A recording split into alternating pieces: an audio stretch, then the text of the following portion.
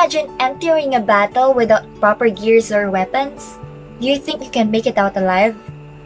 Good thing, cause in this episode, we will give you some tips on how to organize your essentials for online classes. Preparing your school supplies is kinda comparable to a warrior gearing up for battle because us students have our own battles, and one of them is our online classes.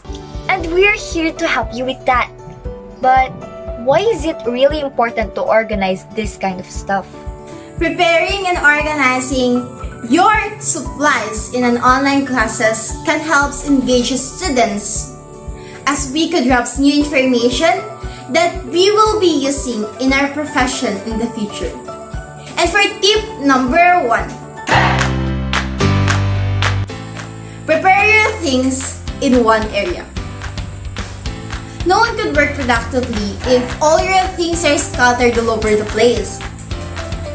So, make sure to have a specific area where you can place all your school essentials to easier find them in time of need.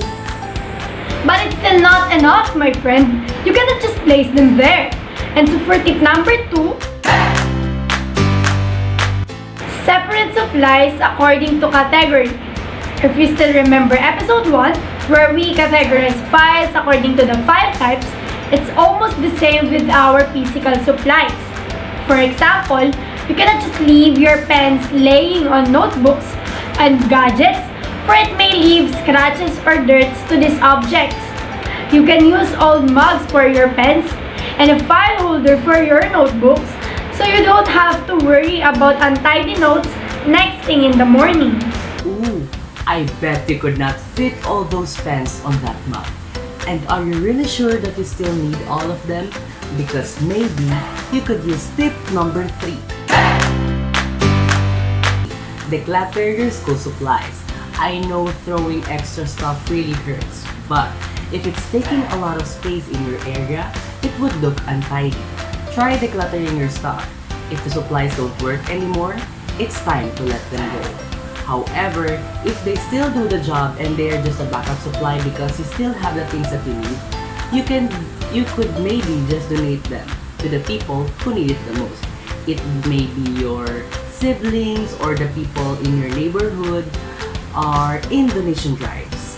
Imagine hitting 2 birds in one stone, having a clean desk and being able to help. What a deal! Going back to categorizing, I bet all of us doesn't have old mugs, but here's another idea. Tip number 4. Use drawers and dividers. Some students don't have big desks, and if you do, drawers are going to be your best friend. Drawers will not only keep your things organized, but to also keep them safe and clean as they will not be exposed to air and dust. Now if your desk doesn't have drawers, you can use dividers like this. It still does the job. Plus, aside from buying it from the store, you can also do it actually by using small boxes and old folders. Look, you made it to the last tip. Tip number 5. Add labels. Labels are very important. They help us know the place of specific things. This tip would save your time from opening drawers or shuffling dividers. You can find label markers online, or you could just write it on a piece of paper and stick it outside the drawer or divider where you can easily see it. Wow!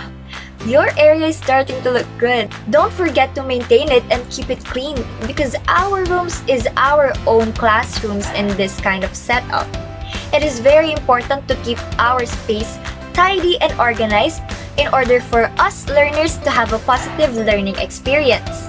Students' learning environment is one of the biggest factors that affects their learning process, and organizing your supplies is one big step in achieving stress-free learning. Always remember, make it simple, learn better. Thank you for hanging with us in this episode. See you in the next one. If you loved our tips, you can leave this video a like and a comment and subscribe to our YouTube channel. You could also click the notification bell for more contents like this.